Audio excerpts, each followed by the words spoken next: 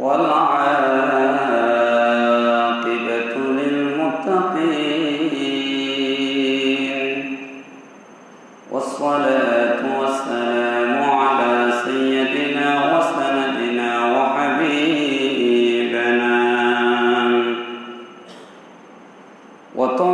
وطبيبنا وطبيب قلوبنا محمد صلى الله عليه وسلم وعلى آله وأصحابه وأهل بيته وعلماء أهل سنته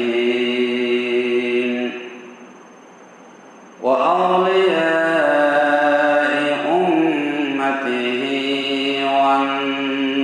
والناس أجمعين أما بعد فقد قال الله تعالى في كلامه المجيد وفرقانه الحميد أعوذ بالله من الشيطان الرجيم بسم الله الرحمن الرحيم ولا تقولوا لمن يقتل في سبيل الله أموات بل أحياء ولكن لا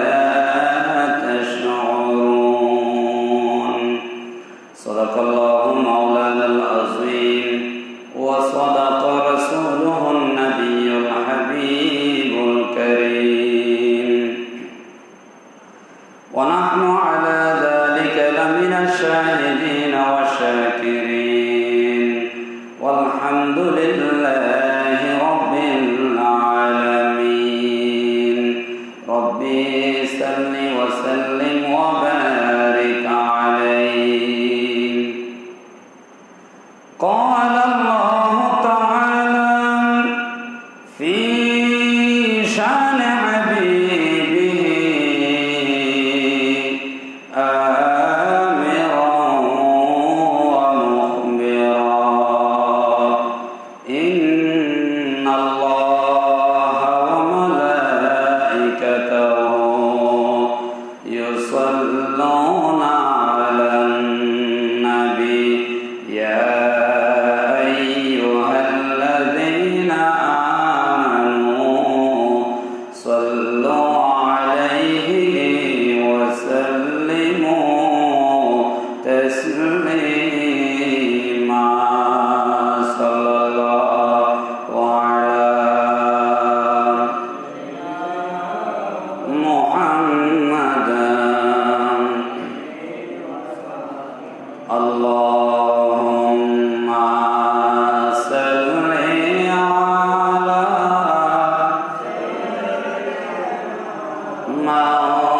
مولانا محمد وعلى آل سيدنا يا رسول الله حبيبي خالق کے تاتوئی برموزیدہ ذوالجلال پاکو بے ہم تاتوئی اللہم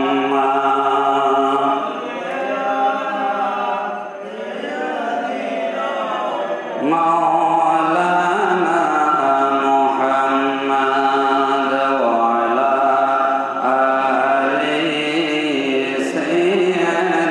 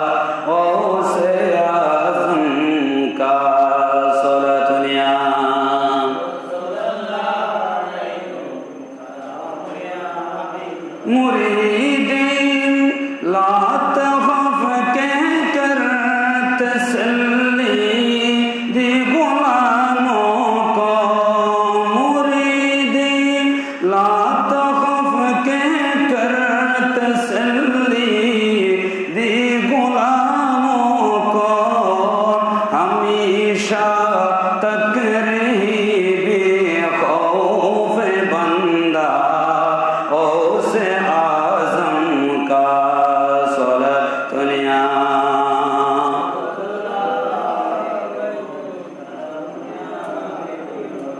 खुदी मेरे दिल से या गौसे आजम, तुझी मेरा में फना गौसे आजम, खुदी मेरे दिल से मिटा गौसे आजम, तुझी मेरा में फना गौसे आजम।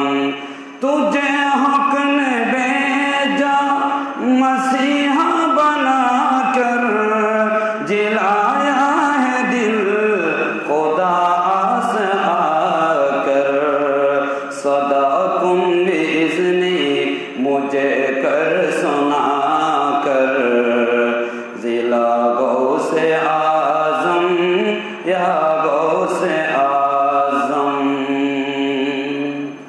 উপস্থিত শ্রদ্ধাভাজন মুসল্লিয়ান ইকরাম, দূর দূরান্ত থেকে আগত সম্মানিত মেহমান বিন্দু, পর্দানশীল কমাতি মস্কুরাত মা ও বোনেরা, অনলাইনের মাধ্যমে দেশে ও প্রবাসে যে যেখান থেকে পবিত্র রবিউল সানি মাসের তৃতীয় জুমার আলোচনা শুনতে পাচ্ছেন, সবাইকে সালাম জানাই।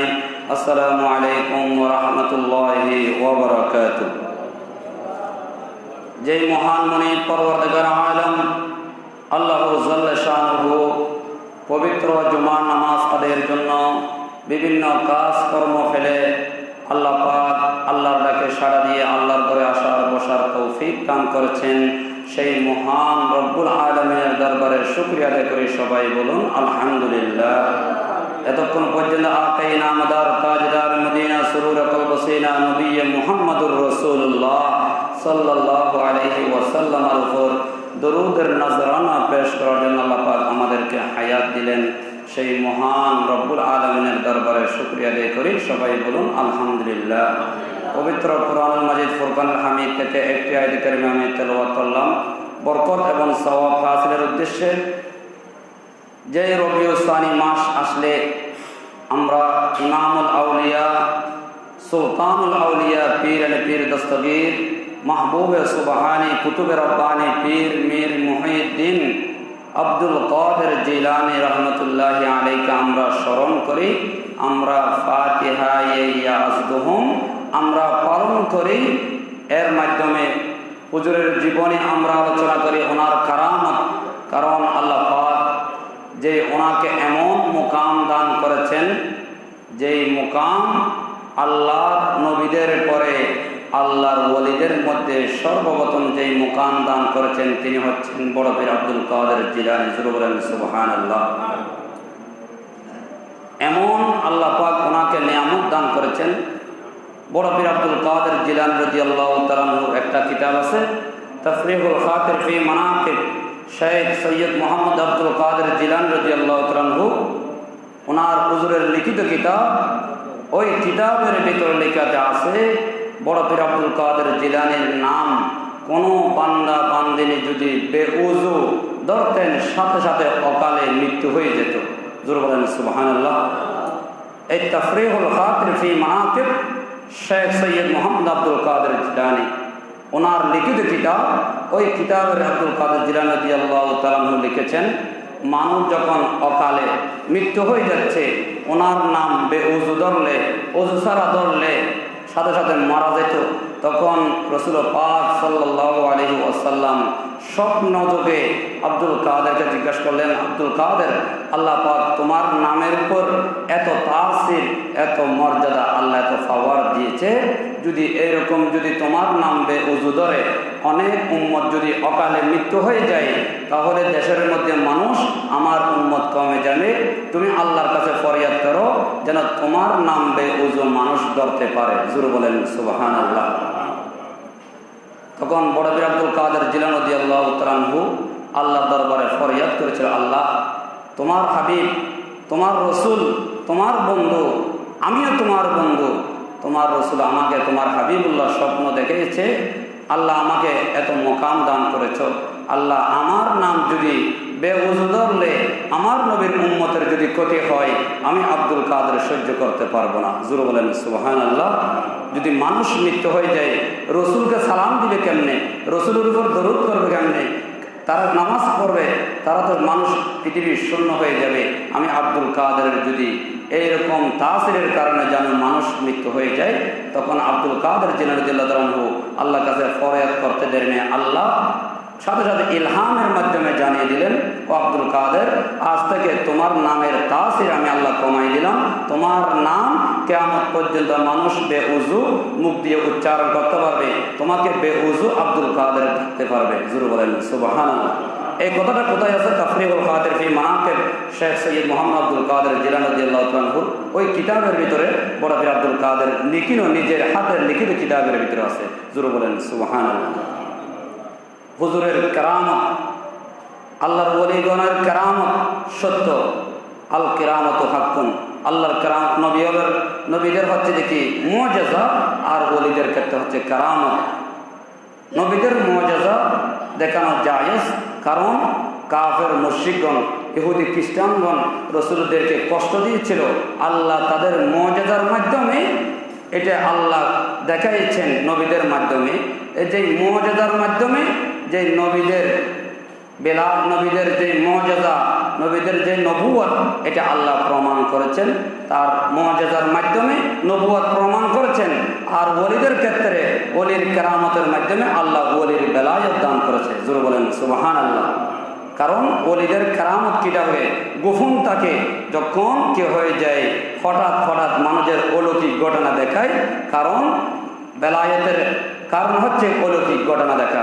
মানুষের জ্ঞানে বিজ্ঞানে বুঝে আসবে না, হঠাৎ করে কেরামত দেখাবে, এটা ওলিদের কাজ। জোরে বলেন সুবহানাল্লাহ। নবীদের মুআজিজা বন্ধ, ওলিদের কেরামত কিয়ামত পর্যন্ত থাকবে। ওলি যত আসবে প্রত্যেকজনের যারা হক্কানি পীর উলামায়ে কেরাম এবং আল্লাহর প্রিয় বান্দা বান্দিনী এবং মহিলাদের ভিতরে কি আছে, মহিলাদের ভিতরে আল্লাহর ওলি আছে। যেমনি বলবেন নবীদের ক্ষেত্রে নবীদের মধ্যে মহিলা নেই, মা ফাতেমা ওলি এবং হযরত আমিনা রাদিয়াল্লাহু তাআলা ওলি, আয়েশা সিদ্দিকা রাদিয়াল্লাহু তাআলা ওলি, এবং মেয়েদের মধ্যে অনেককার আবেদা সালেহা মহিলা আছে, তাদের মাধ্যমে কেরামত সাবিত হয়। জোরে বলেন সুবহানাল্লাহ। কিন্তু মহিলারা কি হতে পারবে না? নবী হতে পারবে না। নবীদের একমাত্র দরজা খোলা ছিল, এবং কির মাধ্যমে পুরুষদের মাধ্যমে, ছেলেদের মাধ্যমে। আর ওলিদের ক্ষেত্রে আল্লাহ পাক বললেন এটা মহিলাও হতে পারবে এবং পুরুষরাও হতে পারবে ওলি। জোরে বলেন সুবহানাল্লাহ। কিন্তু এই ওলিদের ক্ষেত্রে আল্লাহর নবীজি বললেন, আমার এই দিন ইসলামকে বাগানকে পাহারা দিবে এবং মানুষের ঘরে গ্রামে সমাজে ইসলামের বাণী পৌঁছে দেবে। আমার হক্কানি আলেম এবং হক্কামে পীর মাশায়েখ, তাদের আমির রবির দায়িত্ব তাদের কাঁধের উপর, তারা কি করবে? গ্রামে সমাজে আমি রসুলের দায়িত্ব পৌঁছে দেবে। জোরে বলেন সুবহানাল্লাহ। এই বড় পীর আব্দুল কাদের জিলানী রাদিয়াল্লাহু তাআলা ইন্তেকাল হয়েছেন অনেক বছর আগে বাগদাদ শরীফে, কিন্তু আজকে আমরা চট্টগ্রাম হাটহাজারী মোসার দোকানে এসে আলোচনা করতেছি। আল্লাহ বলছেন, আব্দুল কাদের তুমি এত মুকাম দান করেছ, আমি আল্লাহর পক্ষ থেকে কিয়ামত পর্যন্ত আমার বান্দা যারা বান্দা বান্দিনী আসবে, তুমি আব্দুল কাদেরের নাম স্মরণ করবে। জোরে বলেন সুবহানাল্লাহ।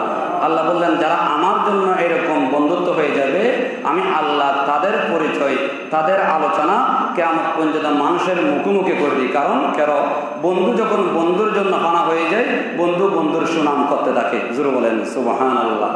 আল্লাহ বললেন, আমার বন্ধুর কথা আমি আলোচনা করব।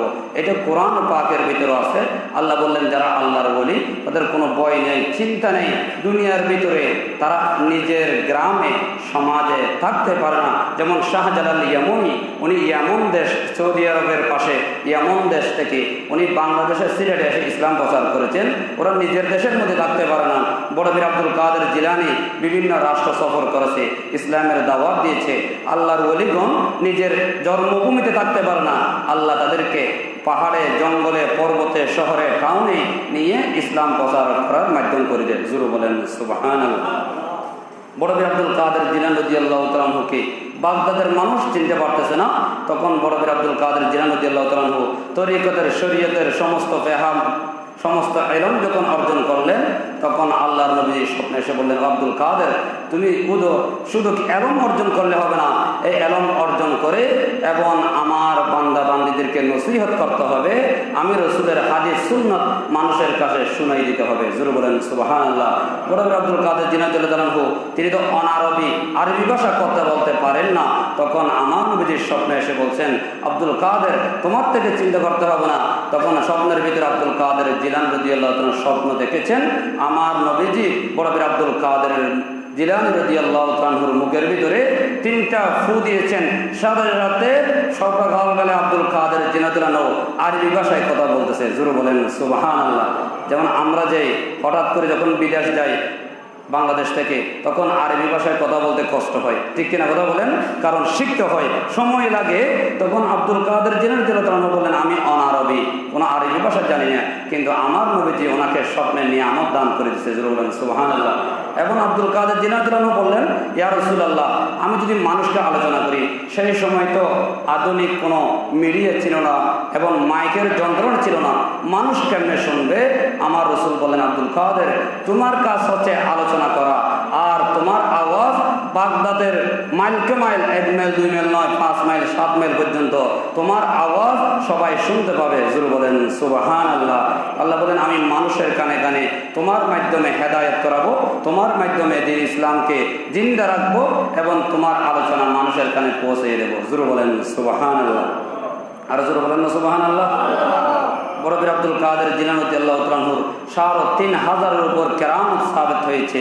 এগুলো যদি কোনো উলামায়ে কেরাম আলোচনা করে বছর চলে যাবে, কিন্তু আমরা এতটুকু আলোচনা করি না, আমরা সমানে সমানে আলোচনা করি, ওনার জীবনী থেকে আমরা শিক্ষা গ্রহণ করি। যারা আল্লাহর ওলি হয়, এমনি এমনি ওলি হয় নেই, তারা প্রত্যেকটা রাত আল্লাহর সঙ্গে কি করেছেন? প্রেম করেছেন, ভালোবাসেছেন। কিসের মাধ্যমে? তাহাজ্জুদের মাধ্যমে। জোরে বলেন সুবহানাল্লাহ।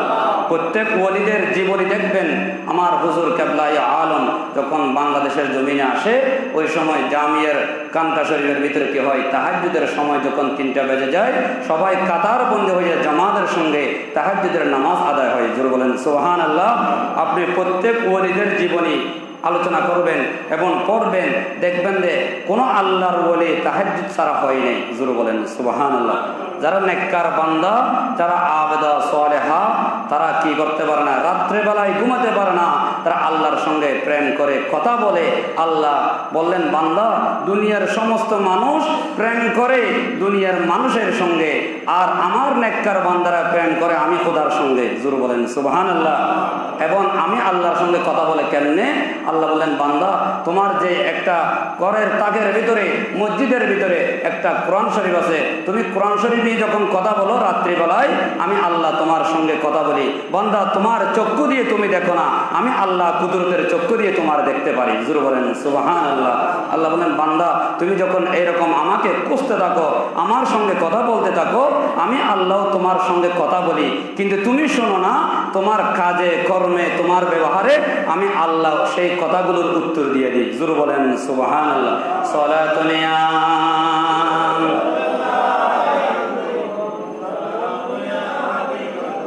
গৌসে আজম দরমিয়ানে আউলিয়া সুজনাবে মুস্তাফা দর আম্বিয়া। সালাতুন ইয়া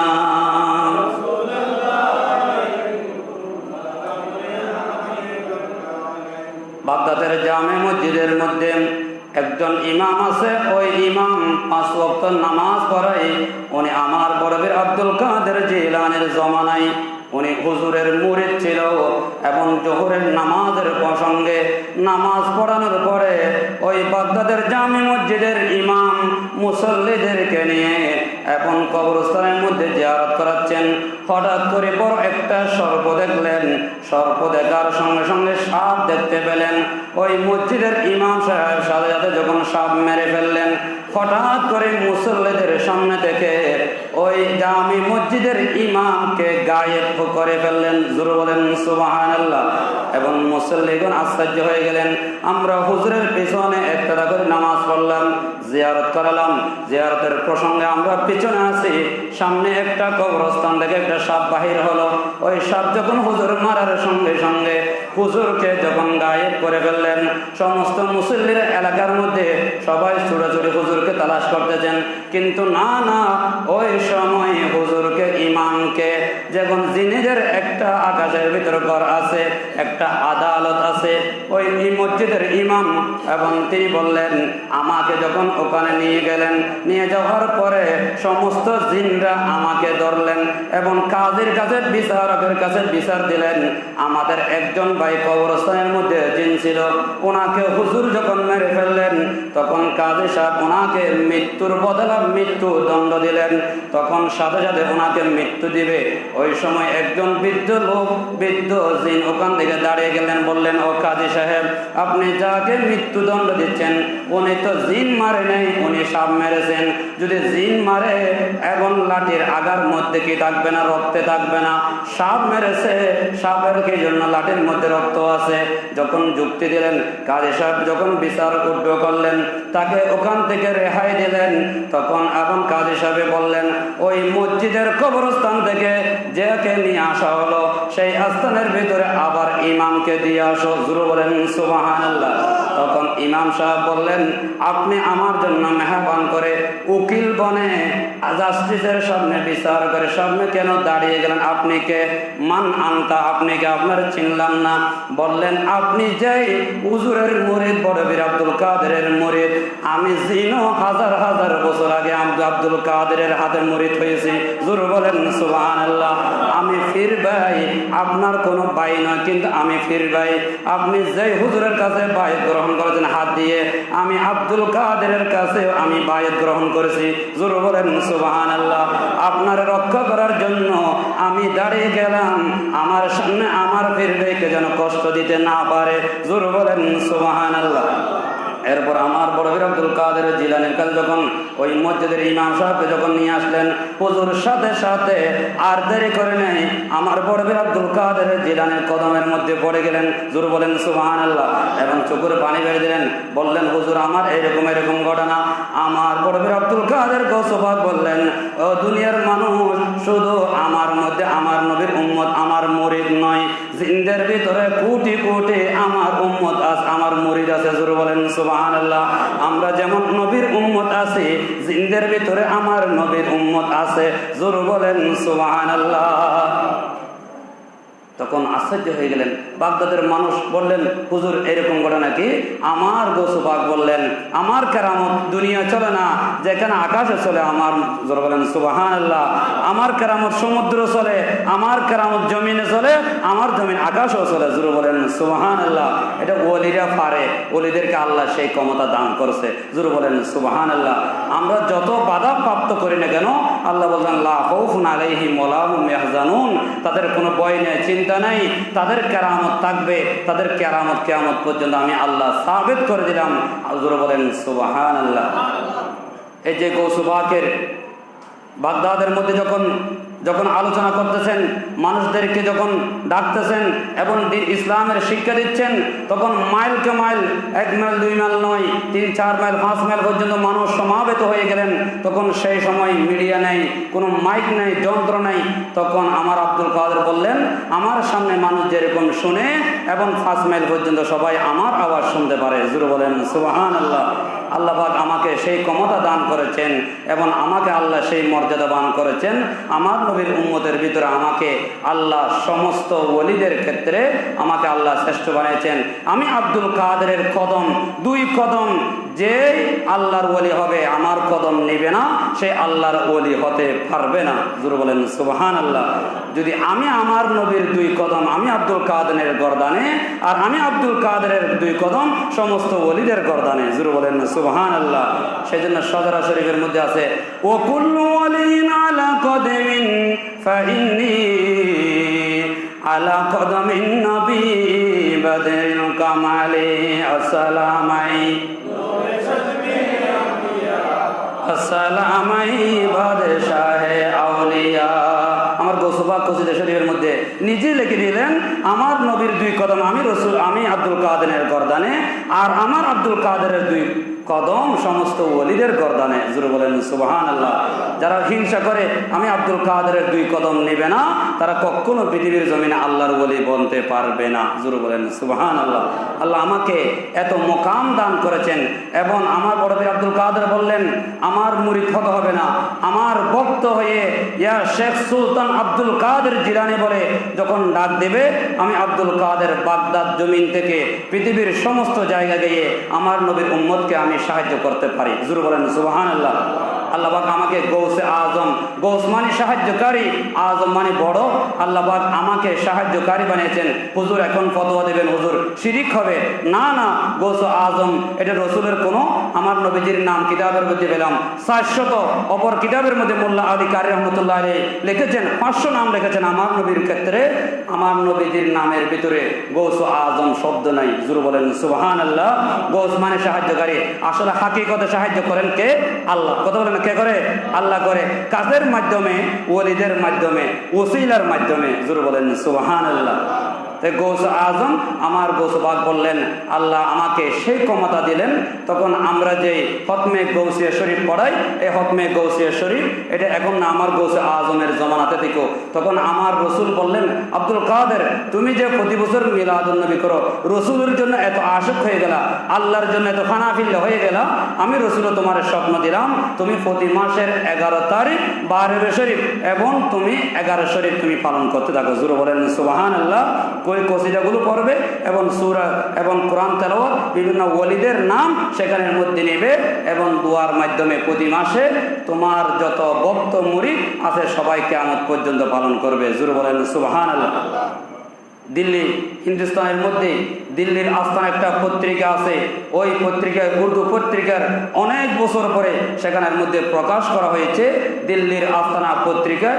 এই পত্রিকার কথা কোথায় আনলেন আমার ওস্তাদ সদরাবাদ ওস্তাদ গ্র্যান্ড মুফতি জামিয়া আহমদিয়া সুন্নিয়া আলিয়া মাদ্রাসার মুফতি আব্দুল ওয়াজেদ সাহেব, ওনার একটা পবিত্র ঈদ মিলাদুন নবী সাল্লাল্লাহু আলাইহি ওয়াসাল্লামের একটা কিতাব লিখেছেন। ওই কিতাবের ভিতরে দিল্লির আস্তানার পত্রিকার কথা সেখানের ভিতরে তুলে ধরলেন, ঘটনার তারিখ সহ উল্লেখ সহ সেখানে করলেন। জোরে বলেন সুবহানাল্লাহ। আমরা হতমে গৌসিয়া শরীফ পড়ালে অনেক ভাই আমাদেরকে প্রশ্ন করে হুজুর হতমে গৌসিয়া বড় নাকি কোরআন বড়, আমাদেরকে প্রশ্ন করে, ঠিক কিনা কথা বলেন? আমি বললাম হ্যাঁ হতমে কোরআন বড়। আবার আমি প্রশ্ন করি হতমে কোরআন বড় নাকি হতমে বুখারী শরীফ বড়, তখন বলি হতমে বুখারী ছোট, হতমে কোরআন বড়। কিন্তু হতমে কোরআন পড়াতে লাগলে 2000 টাকা 1000 টাকা, আর হতমে বুখারী পড়াতে লাগে 30,000 টাকা। জোরে বলেন সুবহানাল্লাহ। কারণ কোরআন এটা তো আল্লাহ সহজ করে দিলেন, কোরআন আপনি হেজু করে বানান করে পড়তে পারবেন, কিন্তু হতমে কোরআন হতমে বুখারী তো আপনি ভালো আলেম ছাড়া পড়তে পারবেন না, কারণ সেখানের মধ্যে জের জবর কিছু নেই, এখানের মধ্যে আপনার থেকে যোগ্যতার মাধ্যমে আপনাদেরকে পড়তে হবে। সেই ক্ষেত্রে ফজিলত এক একটা খতমের ফজিলত আছে। আপনি সব কিছুর মূল হচ্ছে আমাদের যে রসুন আছে, রসুনের একটা কি থাকে মুদা থাকে, সেই মাঝখানে থাকে, চতুর্দিকে কোষা থাকে, সব কিছু মুদার সঙ্গে সংযুক্ত। সমস্ত হতমে খাজগান, হতমে গাউসিয়া শরীফ, হতমে বুখারী শরীফ, হতমে কোরআন সব কিছু একমাত্র ওই কোরআনের সঙ্গে সংযুক্ত। জোরে বলেন সুবহানাল্লাহ। এই রসুনের মুদার সঙ্গে যেমন তোর সমস্ত খতম সবগুলো কোরআনের সঙ্গে সংযুক্ত। জোরে বলেন সুবহানাল্লাহ। সালাতুন ইয়া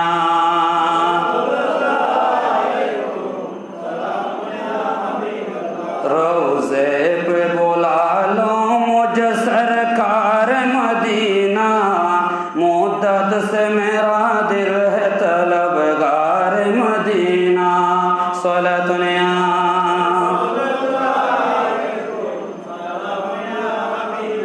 আমার গৌস আজম যখন আলোচনা করতেছেন একজন মুরিদ হঠাৎ করে সাথের আঙ্গ আরগল দিয়ে যখন চলে যাচ্ছে, সমস্ত মুরিদগণ বসা আছে।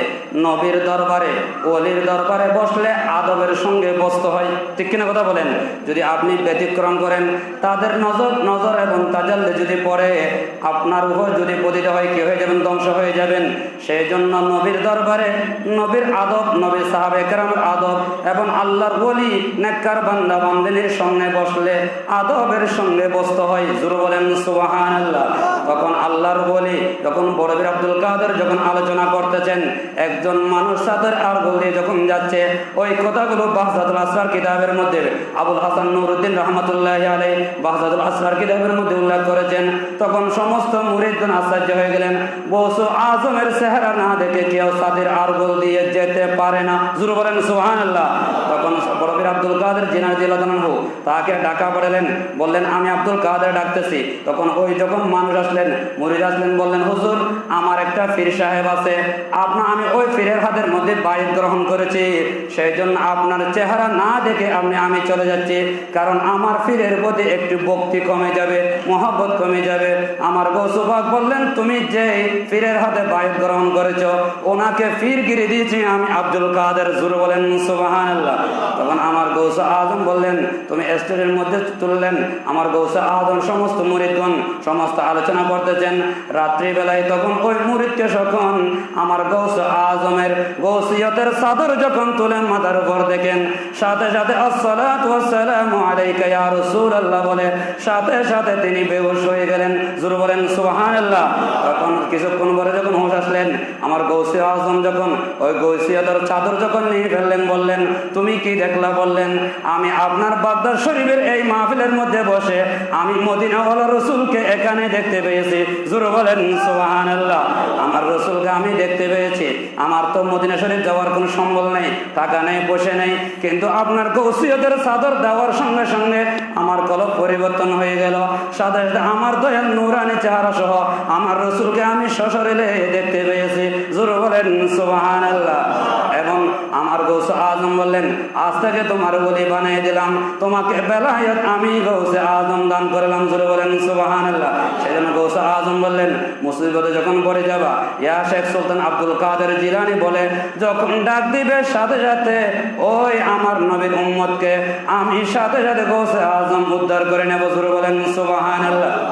সেই জন্য শায়রা বললেন মুসিবতে পড়ি আমরা ডাকি তোমায় দস্তগীর, মুহূর্তে উদ্ধার কর ও গমুদের বড় পীর নাই তুলনা বিষ তোমায় পিরানে পীর লাসানি আব্দুল কাদের জিলানী ওলি দিগার রাজা মহারাজ লাউমুদের সালাম কানি আব্দুল কাদের জিলানী সালাতুনিয়া।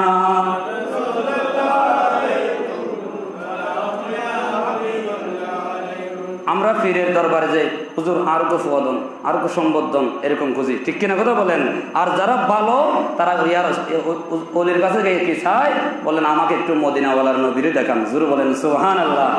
যারা ভালো এরা দুনিয়া সম্পদ চায় না, টাকা চায় না, সম্পদ চায় না, ওলির দরবারে গিয়ে বললেন আমাকে একটু মদিনাওয়ালা রসুলের দেখা দেন। জোরে বলেন সুবহানাল্লাহ। এটা নেককার পরিচয়, নেককারদের পরিচয়। এটা রসুল দেখতে চাই, দুনিয়া দেখতে চাই না। অলির দরবারে আমরা চাই কি? অলির দরবারে গিয়ে এটা চাই, হ্যাঁ চান সমস্ত উচিত, কিন্তু নবীরও দেখতে হবে, ঠিক কিনা কথা বলেন? নবীরও দেখবেন, উনি দেখেছেন, বললেন আজ থেকে তোমারে কি বানাই দিলাম? অলি বানাই দিলাম। কারণ তোমাকে সাথে সাথে আমি বেলায়েত দান করেছিলাম, তুমি যেই পীরের হাতে বাইত গ্রহণ করেছো তার থেকে আরো বড় অলি বানাই দিলাম। জোরে বলেন সুবহানাল্লাহ। সেজন্য আমার গৌস পাক বলেন নেগাহে ওলি মে तासीर देखी बदन की हजारों की तकदीर देखी। তকদির পরিবর্তন হয়ে গেল। জোরে বলেন সুবহানাল্লাহ। যদি ওলিদের নজরের মধ্যে পড়ে যান সাথে সাথে সুরখর ডাকাত হোক যা হোক না কেন সাথে সাথে আল্লাহ আপনার কুতুব বানিয়ে দেবে। জোরে বলেন সুবহানাল্লাহ। এটা ওলিদের পরিচয়। ওলিদের শান আমার গৌস আজমের ওই হিন্দুস্তানের মধ্যে প্রতি মাসের মধ্যে কি পড়ায় খতমে গৌসিয়া শরীফ পড়ায়, কিন্তু বাপ এবং মা বাপ দুজন খতমে গৌসিয়া শরীফ পড়ায়, কিন্তু তার ঘরের মধ্যে একটা সন্তান হয়েছে, উনি খতমে গৌসিয়া শরীফের বিরুদ্ধে করতেছেন। তখন পার্শ্ববর্তী বাজারের মধ্যে আমাদের এখানে নেই, শহরে ঢাকার মধ্যে যখন যাবেন মহিলারা কি করেন, ব্যবসা বাণিজ্য করে, ঠিক কিনা কথা বলেন, ব্যবসা বাণিজ্য করেন মহিলারা। তখন ওই সময় দিল্লির মধ্যে একজন হিন্দু এবং হিন্দুর দুজন ব্যবসা বাণিজ্য করতেছেন। হঠাৎ করে তারা যে প্রতি মাসের মধ্যে মাইকের মধ্যে শুনতে পেতেন ইলাহি শেখ সুলতান আব্দুল কাদের জিলানী শাইয়ালিল্লাহ, এই সিমটা এবং তার মধ্যে আছে খতমে গৌসিয়া শরীফের মধ্যে আছে। হিন্দু এবং হিন্দুর বলতেছেন ওনারা যে প্রতি মাসের মধ্যে খতমে গৌসিয়া শরীফ পড়ায়, একজন ব্যক্তির নাম বলে ইলাহি শেখ সুলতান আব্দুল কাদের জিলানী। আমরাও একদিন কি করি, কিছু তাবাররুক নিয়ে ওখানের মধ্যে শরীক হই। তখন দুজন যখন গেলেন তখন সাথে সাথে যিনি খতমে গৌসিয়া শরীফ পড়ান ইনি বলেন আপনাদের নজিস অপবিত্র, কারণ আপনারা তো হচ্ছে যে বিধর্মী, আপনার অপবিত্র, আপনার ঘরের বাইরে থাকেন, আপনাদের তাবাররুকগুলো আমরা গ্রহণ করলাম। তখন তারা বসলেন, বসার পরে ওনার সন্তান ওনাকে বলতেছেন তোমরা যে বিধর্মী হয়ে আমার বাবা যে একটা কাজ করতেছে তোমরা আসলে আমি বিরোধী করি, তোমরা কেন আসলে? বললেন আমরা কিছুর জন্য আসি না, টাকার জন্য খাওয়ার জন্য আসি না, ওই একজন ব্যক্তির নাম ধরে ওই নাম কি ওনাকে চিনার জন্য আসলাম। জুড়ে বলেন সুবহানাল্লাহ। তখন এই কথা বলার পরে ওনাকে হুমকি দিচ্ছে তোমাকে পেলে এখানের মধ্যে আমরা কতল করে দেব, শহীদ করে দেবো, হিন্দু তোমাদেরকে আমরা কি মেরে ফেলবো। তখন বললেন আমাদেরকে যদি মেরে ফেলো তা আমরা ওই সব সময় কি জপবো, বড়বীর আব্দুল কাদেরের নাম জপতে থাকবো। জোরে বলেন সুবহানাল্লাহ। তোমরা মুসলমানরা প্রতি মাসে জপতে পারো, আমরা বিধর্মী হইও আমরা গৌস আজমের নাম ডাকবো। তখন তিনি যখন কিছুদিন পর যেতে নেই, হঠাৎ করে একদিন হিন্দুরা তো বিবাহ করে দূর থেকে, ওনার লগ্ন মিলতে হয়, ওনাদের রাশি মিলতে হয়, দূর থেকে বিয়ে করে। তখন একদিন হঠাৎ করে ওনার স্বামীকে নিয়ে যখন বাবার বাড়ির মধ্যে যাচ্ছে, হঠাৎ করে মুসলমানের ছেলে উনি তলোয়ার নিয়ে যাচ্ছে, বলতেছেন তোমার স্বামীকে তুমি ছেড়ে দাও, তুমি আমার সঙ্গে যাবা। তখন ওই হিন্দু মহিলা বলতেছেন আমরা বিধর্মী হতে পারি, তোমরা মুসলমান, কিন্তু মুসলমান ধর্মের মধ্যে শরীয়তের মধ্যে আছে একজনের বউ আরেকজনের সঙ্গে যেতে পারে না। জোরে বলেন সুবহানাল্লাহ। একজনের বউ আরেকজনের সঙ্গে যেতে পারে না, শরীয়তে মুসলমানের মধ্যে উম্মতি মুহাম্মদের মধ্যে জায়েজ নাই, আপনি কেন নেবেন, আপনি মুসলমান হয়ে। তখন বললেন না দিলে তোমাকে কতল করে দেব, এখানের মধ্যে তোমাকে হত্যা করে ফেলবো। তখন ওই সময় ওনার স্ত্রী বলতেছেন আমাকে ওই ব্যক্তির নামে আমানতদারি দাও, আমাকে ওনার নামে ছেড়ে দাও, আল্লাহ আমার কি করে দেবেন, সাহায্য করবে, আমাকে উদ্ধার করে নেবে। জোরে বলেন সুবহানাল্লাহ। তখন সাথে সাথে ওনার স্বামীকে দ্বিখণ্ডিত করে ফেললেন, শহীদ করে ফেললেন। সবাই বলেন ইন্না লিল্লাহি। হিন্দু আসবেন ইমান আনছে, পরবর্তীতে বলেন ইন্না লিল্লাহি ওয়া ইন্না ইলাইহি রাজিউন। ও আপন স্বামী স্ত্রীর সামনে যাও, স্বামীকে যখন কেটে ফেলবে, টুকরা টুকরা করে ফেলবে, যারা স্বামী স্ত্রী বুঝতে পারবে, তাদের মহব্বতের বুঝতে পারবে, তখন সাথে সাথে ওনাকে নিয়ে যখন যাচ্ছে, তখন হঠাৎ করে দেখা যাচ্ছে একজন তলোয়ার নিয়ে সামনে দাঁড়িয়ে গেলেন। একজন রাত্রিবেলায় সন্ধ্যে হয়ে গেল, বোরকা পরানো অবস্থায়, তখন ওখানের মধ্যে ওনার হাতের ভিতরে একটা এবং স্বর্ণের মতো একটা তলোয়ার রইলেন। পার্শ্ববর্তী বাজারের মধ্যে, আমাদের বাজারের মধ্যে বিভিন্ন কিছু পাগল আছে, এগুলো পাগলের বেশ ধরি, ওদেরকে বলা হয় শহর কুতুব, ওরা পাগলের বেশ ধরি থাকে। আমরা তাদেরকে না বুঝে কিছু চায়ের দোকানের সামনে গেলে, কিছু গেলে আমরা গরম পানি মানি, পাথর মারে, নিক্ষেপ করে, আগুন মেলা দিই। আল্লাহ বললেন তাদেরকে তোমরা চিনতে পারবে না, ওনাদেরকে শহর কুতুব বানাই। জোরে বলেন সুবহানাল্লাহ। দিল্লির মধ্যে একটা গুল মোহাম্মদ পাগলা ছিল, তিনি ওনাকে নিয়ে আসলেন আমার গৌস আজম, বললেন উনি হচ্ছে আমার গৌস আজম, যিনি নেকাব পরা বাগদাদ শরীফ দিল্লির মধ্যে আসলেন তোমাকে উদ্ধার করার জন্য। তুমি যে ওই গৌস আজমের নামে তোমার স্বামীকে আমানতদারি দিয়েছিল, তোমার স্বামীও গৌস আজমের নামে আমার আমানতদারি দিয়েছিল, তখন ওই নির্যাতন করার জন্য তখন ওনার স্ত্রীকে নিচ্ছে। তখন আমার গৌস আজম বললেন ওই নাফরমানকে যেভাবে ওনার স্বামীকে যেভাবে দ্বিখণ্ডিত করা হয়েছে, সেইভাবে তাকে দ্বিখণ্ডিত করে ফেলল। জোরে বলেন সুবহানাল্লাহ। আমার গৌস আজম বললেন তোমার স্বামীকে লম্বা আলোচনা, তোমাকে কোথায় শহীদ করা হয়েছে? বললেন হুজুর এই জায়গার মধ্যে। তখন আমার গৌস আজম সেখানের মধ্যে হিন্দুর ওই মানুষকে, ওনার স্বামীকে খণ্ড খণ্ড টুকরাগুলো একত্রিত করলেন, পশ্চিম দিকে দাঁড়িয়ে বললেন এই হিন্দুর ছেলে কিছুক্ষণের জন্য ঘুমাইও, তুমি বিসমিল্লাহ আল্লাহু আকবার বলে তুমি দাঁড়িয়ে যাও। জোরে বলেন সুবহানাল্লাহ। আমার গৌস আজম ডাক দিতে নেই, সাথে সাথে তিনি বিসমিল্লাহ আল্লাহু আকবার বলে আবার জিন্দা হয়ে গেল। জোরে বলেন সুবহানাল্লাহ। গৌস আজমের কদমের মধ্যে পড়ে গেলেন, বললেন হুজুর আমি তো চিনতে পারলাম না। আমি তো বললাম আমার গৌস আজম বললেন ওই মহব্বত করি খতমে গৌসে শরীফের ভিতরে কিছু তাবাররুক নিয়েছিল, তোমার একজন গৌসে আজমের এই যে খতমে গৌসে শরীফকে বিদ্বেষ করে তোমাদেরকে মেরেছে, আমি গৌসে আজম বিপদের সময় তোমাকে উদ্ধার করার জন্য বাগদাদ শরীফ থেকে চলে আসলাম। জোরে বলেন সুবহানাল্লাহ। বললেন আজ থেকে আর হিন্দু থাকতে পারবে না, তোমার ডান হাত আমার গৌসে আজমের ডান হাতের মধ্যে দাও, দুজন কালমা পড়ো লা ইলাহা ইল্লাল্লাহু মুহাম্মাদুর রাসূলুল্লাহ। জোরে বলেন সুবহানাল্লাহ। খতমে গৌসে শরীফের ফজিলতের ভিতরে আসছেন। এরপর ওনার গোড়া যখন ছেড়ে দিলেন তখন সাথে সাথে বাইরে মামলা করা হলো, গুল মোহাম্মদকে কোর্টের মধ্যে তোলা হলো। ওই পত্রিকার মধ্যে বিস্তারিত আনা হয়েছে দিল্লির আস্তানায় পত্রিকার ভিতরে। তখন সাথে সাথে উনি ওযু করার পরে মসজিদ থেকে ঢুকে একটা কোরআন নিয়ে উনি কাঠ গড়ায় বলেন, বিচার করে জাস্টিসের সামনে বলেন, আমি যাহা বলিব সত্য বলিব, আমি মানুষের সঙ্গে পাগল বেশি আছি, আমি খোদার সঙ্গে পাগল নই। জোরে বলেন সুবহানাল্লাহ। আমার কাছে যে কোরআন আছে এবং সংবিধান আছে, এটা আমাদের সংবিধান কোরআন, আমি মারি নাই, আমার গৌসে আজম ওনাকে মেরেছে। যিনি বিচারক জাস্টিস ছিলেন তিনি যখন এই কথাগুলো শুনলেন বললেন, এই গুল মোহাম্মদ আমাকে একটু কালমা করে দাও, লা ইলাহা ইল্লাল্লাহু মুহাম্মাদুর রাসূলুল্লাহ। নবী ওলিরা বিধর্মীরে এবং দিন দিতে পারে, ঠিক কিনা কথা বলেন, এবং তাদেরকে মুমিন বানাতে পারে, মরারে জিন্দা করতে পারে। শুধু ঈসা নবী পারে নাই, আমার নবীও পারে, আমার নবীর গোলামও পারে। জোরে বলেন সুবহানাল্লাহ। আসুন হুজুর ওলি কেমনে হয়, ওলি যদি হতে হয় যে বেলায়েত 3 প্রকার বলেছিলাম, বেলায়েতে ফিতরি, বেলায়েতে কসবি, বেলায়েতে আতবি। ওই 3 প্রকারের ভিতরে আপনি যদি কি করতে পারেন, সাধনা করতে পারেন, তাহাজ্জুদ পরে পরে আল্লাহর সঙ্গে কথা বলতে পারেন। আল্লাহ বললেন, বান্দা তোমারে আমি ভালোবাসবো। আর দুনিয়ার মানুষ ভালোবাসে, আমাদের যুব সমাজ মোবাইল 3টা পর্যন্ত মোবাইল দেখে মোবাইলের সঙ্গে প্রেম করে ভালোবাসে। আর যারা ভালো নেককার, আল্লাহ বলেন, বান্দা দুনিয়ার জন্য পাগল হবে না, আমি নিশিরাতে উঠে আমার আল্লাহর জন্য প্রেম করবা, দেখবা যে তুমি কি হয়ে যাবা, আবেদা সালেহা নেককার বান্দা হয়ে যাবা। জোরে বলেন সুবহানাল্লাহ।